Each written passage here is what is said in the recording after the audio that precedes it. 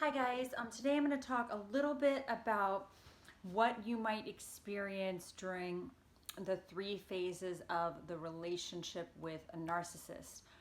So there's three typical phases. There's the idealization, there's the devaluation, and there's the discard. The idealization is where they put you up on a pedestal.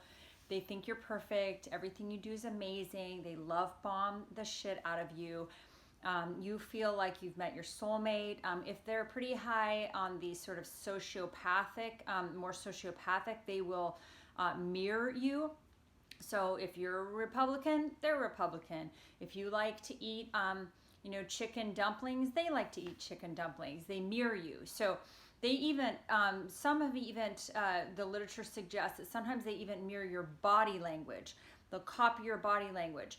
If you smoke cigarettes, they smoke cigarettes. If you, love to go to fish shows, they go to fish shows. I mean, they will mirror you, right? So you'll feel like you met your soulmate because it's like, oh my gosh, everything I love, they love.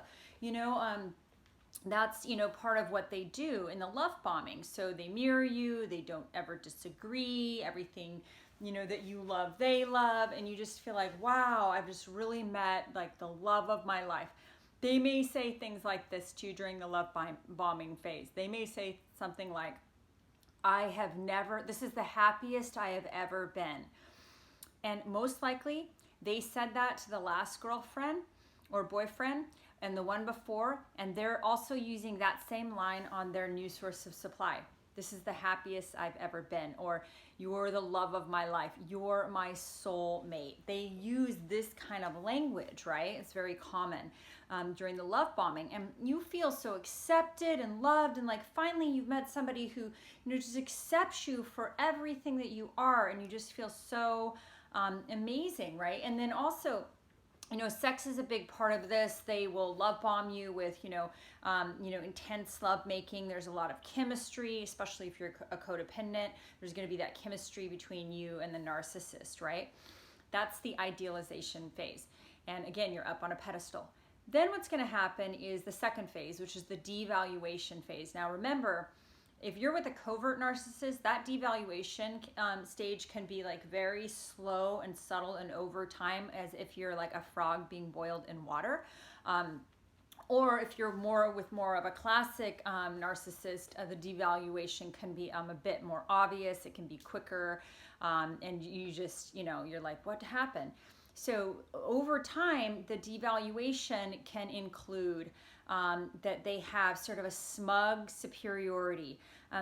They may never come out and say it, but it's implied that they are smarter than you, better than you, just they're always right, you're wrong, they're just better than you at everything. And there's an underlying incredible competition going on. You might not even be aware of that. Like, you might not even know that this narcissist is competing with you, but they are. It's a very it can be very underhanded, competition going on, right? So the devaluation is, again, they're going to start demeaning you. It can be very subtle. They can start engaging in very passive aggressive behaviors. They can punish you. There's a lot of, they can use silent treatment. They'll never be direct and honest and authentic and open and communicative and tell you, hey, I have a problem with this. Can you change it? Or, hey, this is something that needs to be worked on in this relationship. Can you fix it? Or, I don't like the way you spend money. Or, I don't like, the way you wash the dishes, or I don't like the way you, buy too many pills. So, like, they'll never tell you what the issue is, because again, that's all part of their control. Like, they're all about withholding information, withholding feelings, withholding anything to do with their internal life, especially if you're with a covert or a sociopath, right?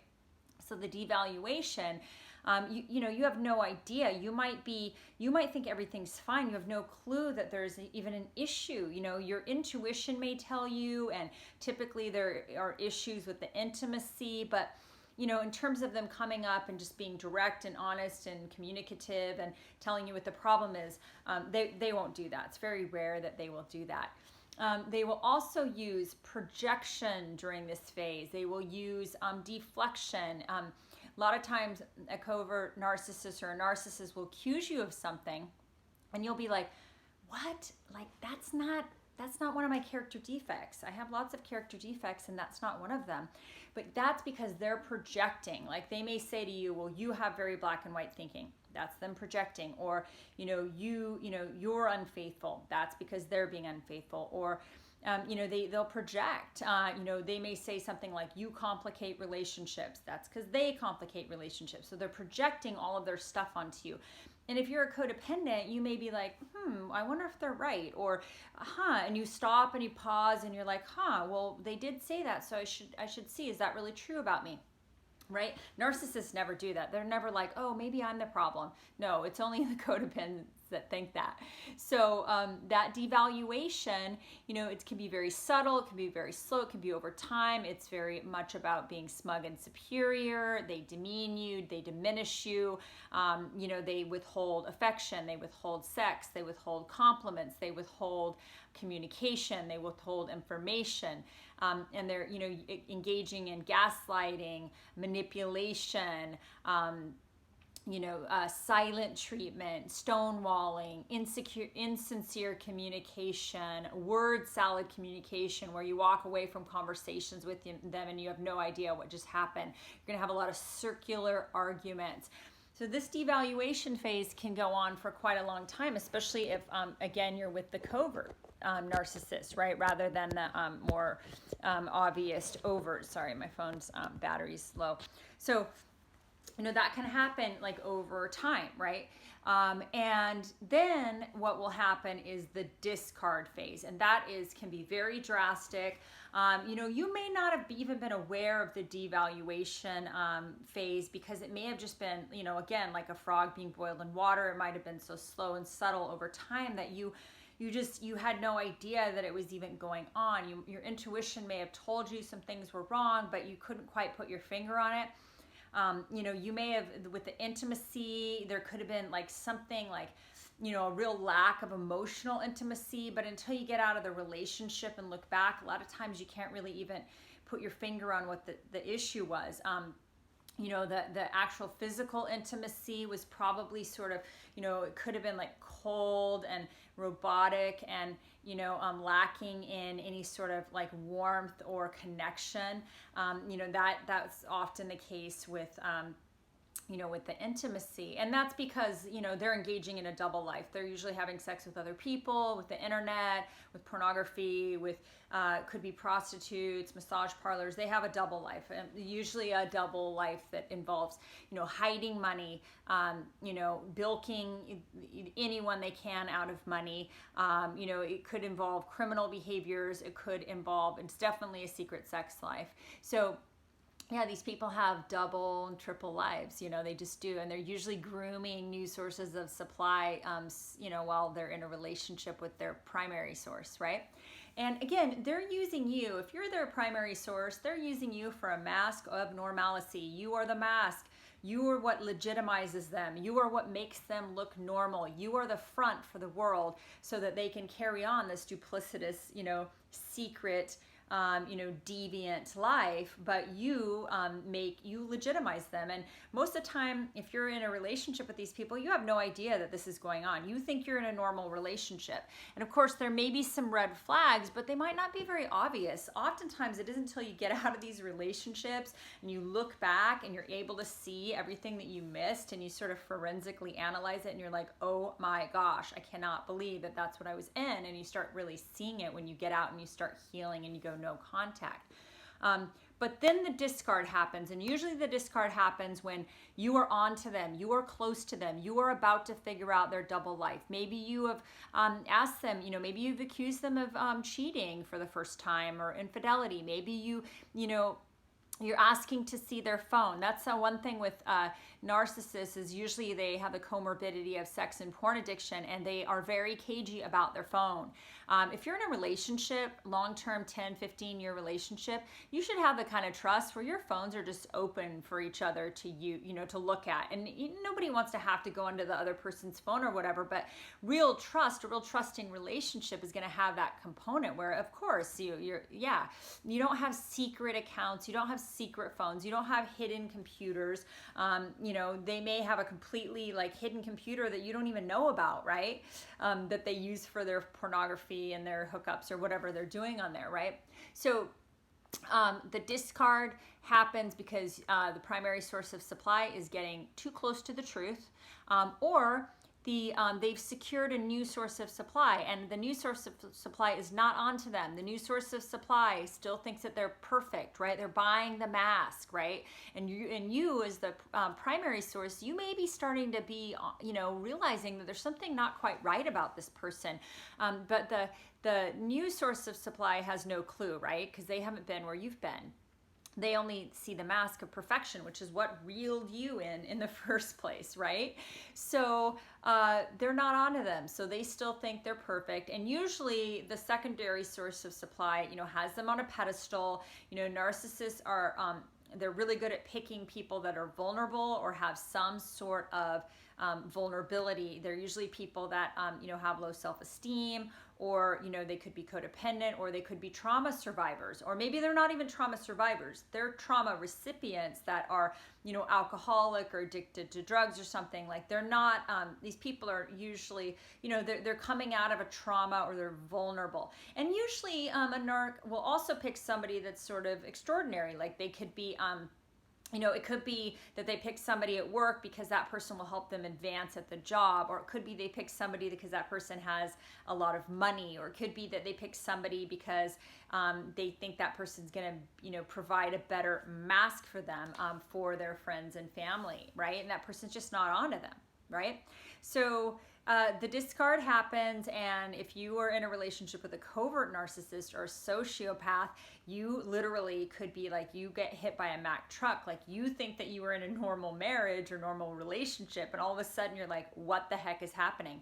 And then it's like a light switch goes off, and the narcissist is like, literally their mask comes off, and you literally have no idea who you're dealing with. You just got introduced to a total stranger, and you could have been with them for 10 or 15 or 20 years, and you are blown away, right? You're just like, what is happening?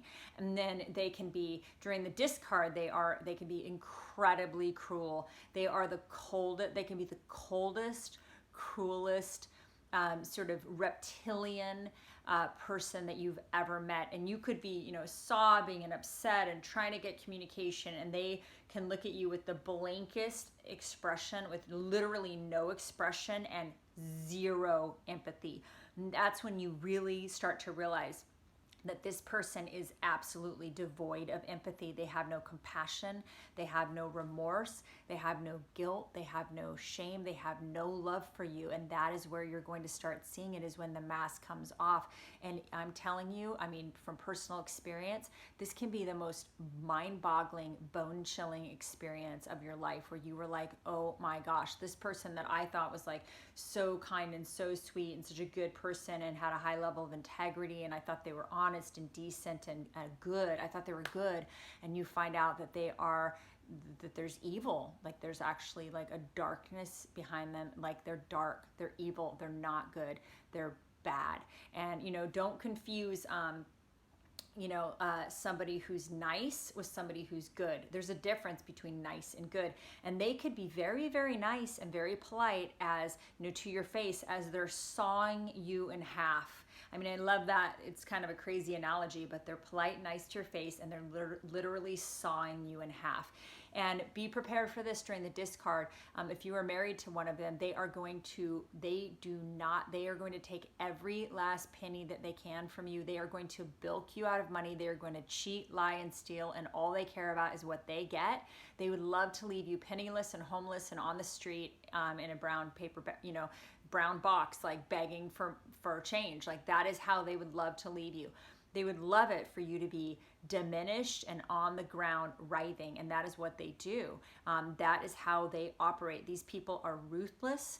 They are cruel. They are cold. This is the, you can't, when you look into their eyes, like you're looking into the darkest blackest soul, and you had no idea. Like, you thought that they were really good, and you can be just, I mean, it can be quite eerie. And so I know, if you've been through this, I totally feel for you. I know what it's like, and it's just absolutely, you know, it's hard to even wrap your head around. And then, of course, if you unmask them, and if you expose them, and you let them know that you know what they are, and if you let anyone, you know, the world know what they are, that creates a narcissistic injury, and that makes them so that they have to they lash out. They can't handle it. Their fear of exposure is intense, and you know, it can be, you know, brutal for you. But yeah, the discard is like shocking. You won't even know what hit you. And you'll be like, wait, I thought you were this way for 10, 15, 20 years, and you have no idea. Now with a narcissist or sociopath, like, often you'll know, because like, literally, these are the people that one of the clients I was talking to, literally, you know, while she was away in the hospital, the narcissist that she'd been with for a really long time moved his girlfriend into the house with their children. Or another, you know, example is a narcissist will there's overlap. They usually have overlap in their relationships, or they'll be out of one relationship and right into another one. They literally do not take any time, like a healthy person would, to heal and to, you know, figure out who they are, and they can't be alone, right? They're terrified of being alone. They're terrified of abandonment and being alone. They can't face themselves, right? So, you know, you'll know, you know, a pretty good sign of somebody's a narcissist is there's no gaps in their relationships. There's no time to heal. There's no reflection. There's no personal responsibility. They don't self-reflect. They don't stop and go, maybe I need to, maybe this pattern that I've been doing my whole life is, you know, dysfunctional. Maybe I need to, you know, try something different. Maybe I need to, you know, do some therapy or some 12-step recovery, or maybe I need to do some, you know, read some books and like how to, you know, make a relationship work, or, you know, I keep having the same pattern over and over again. And of course, these are the people, they are going to have the same relationship trajectory and pattern the rest of their life. The idealization, devaluation, and discard. And of course, the idealization, it's like basically they have you on a pedestal, and then when they start seeing that you're human, they feel that you have personally let them down for your humanity. And it's so absurd. Normal people, healthy people recognize that none of us are perfect. We all have our imperfections. We're aware of what ours are, and we don't expect people to be, you know, perfect. We accept them for their humanity, but not narcissists. And again, you know, these are, you know, they're imperfect themselves, but they have this crazy expectation of other people. And usually it's full of hypocrisy, because they expect their, you know, partners to be perfect, and they are absolutely imperfect themselves, and they cannot self-reflect or even take any responsibility or acknowledge that there's anything wrong with them. So they expect you to be perfect, and they won't acknowledge their imperfections. So they're just full of hypocrisy. I mean, you may have thought that you were with somebody who was very honest and had a lot of integrity, because they may have acted like they were so against cheating, and, you know, they may have had a hard time watching it on TV, looking at, you know, they just couldn't handle watching it even on TV, or very disdainful of people that cheat, like in their family. And then you find out that they're total cheaters. So the level of their hypocrisy is beyond anything you can ever even wrap your head around. Like, these are the biggest hypocrites, and they're cowards, and they're just, you know, terrified of abandonment. So of course they create scenarios where they get abandoned. They must have multiple sources of supply, because they have no internal self-esteem, right? So they're always needing this external validation to make them feel okay about themselves. And, you know, this is if this helps you at all, think about this. Imagine being in that person's head, like in that mind frame. Imagine being the person who thinks like that, like thinking that the whole world's out to get you, and, you know, playing with people like they're toys or pieces on a chessboard, not being able to fully or love anyone or bond or connect. Like, you can't connect with anyone. You can't commit to anything, because you're not a fully formed human being. I mean, imagine being in that brain of like this tantrum king baby toddler that's having this big baby attack. Like, that's what you're dealing with here. You're dealing with somebody who has a very low level of emotional intelligence. I think we give them a lot of credit because their behaviors are so like cruel and duplicitous and they seem so planful. But I think a lot of times with these people, like, they are just like, they're like babies that are, you know, pooping their pants in their high chair, having this big tantrum, right? That's their level of emotional intelligence. It's incredibly low, right? They may have a high IQ, but low emotional intelligence. So they're going to continue this ridiculous cycle through the rest of their lives, but you don't have to. The cool thing is about you is if you're watching these videos, that means that you're trying to understand what the heck happened, how you found yourself in this kind of relationship. And so for you, there's a lot of work you can do to heal your codependence and your porous boundaries. And not everyone who's with a narc is a codependent, but you probably have boundary issues. You probably grew up in a family where, you know, there was dysfunction or trauma, and you may not be very clear on setting boundaries, and you probably don't know how awesome you are, right? Your self-esteem is probably not in line with who you really are as a person, because you're probably a really kind, decent, smart, interesting, driven, wonderful person. So, you know, my suggestion to you is to learn healthy boundaries. The antidote for codependence is strong, healthy boundaries. Figure out what's going to work for you and what isn't. And you do not need to tolerate bullshit in relationships. Like, you don't. You need to figure out, well, you don't need to, but it would be helpful for you to figure out like what is okay with you and what isn't. And, you know, make your list of the qualities that you would like in a partner. And if that person does not meet those characteristics, then, you know, you don't need to spend any time with them. And if you look back, you realize that the narcissist you were with probably missed the mark on multiple characteristics that you were looking for, core values in a partner. Of course, narcissists will mimic and copy your value systems, so it can be very confusing. But, you know, these people have like no moral compass. And so, you know, during the breakup, you always know if you're with a narcissist, just look at the breakup. If these breakups are the worst breakups you've ever had, these divorces are the worst divorces you've ever had. They drag them out. They completely rob you of money. They're duplicitous. They lie. They cheat. They steal. They have no regard for the emotional consequences. They don't care how it affects the children, the stepchildren, the affair partner's children, if there are any. They don't care how it affects the affair partner's spouse. They don't care how it affects the affair partner. And usually when they have that affair partner, they're also already trying to secure other sources of supply, because they can never just live on one. They just can't. So I don't know if this resonates with you or not, but you know, this is the relationship trajectory. If you're in a relationship with a narcissist or a sociopath, they cannot maintain long-term relationships. They cannot do emotional intimacy. And these people are very cruel, and they are going to inflict their cruelty on everyone who has the unfortunate situation of being close to them. You know, if you're like a tertiary friend, they could probably just be fine, because you're just going to have sort of a shallow relationship with them. But if you try to get into any sort of like intimate relationship, beware, you are in for some serious pain. And it may not be maybe a year, it may be 10 years if it's a covert or sociopath, but they're ruthless, and every single bit of information that you gave them and your authenticity and your vulnerability, they're going to use that against you. They are masters at manipulation and cruelty and deception. So again, I'm sure none of this is new to you, but I just thought I would give you a little explanation of what you can expect when you're the 3 phases of the relationship with a psychological manipulator, narcissist, or a sociopath. Thank you so much, and I hope you guys have a good day. Bye.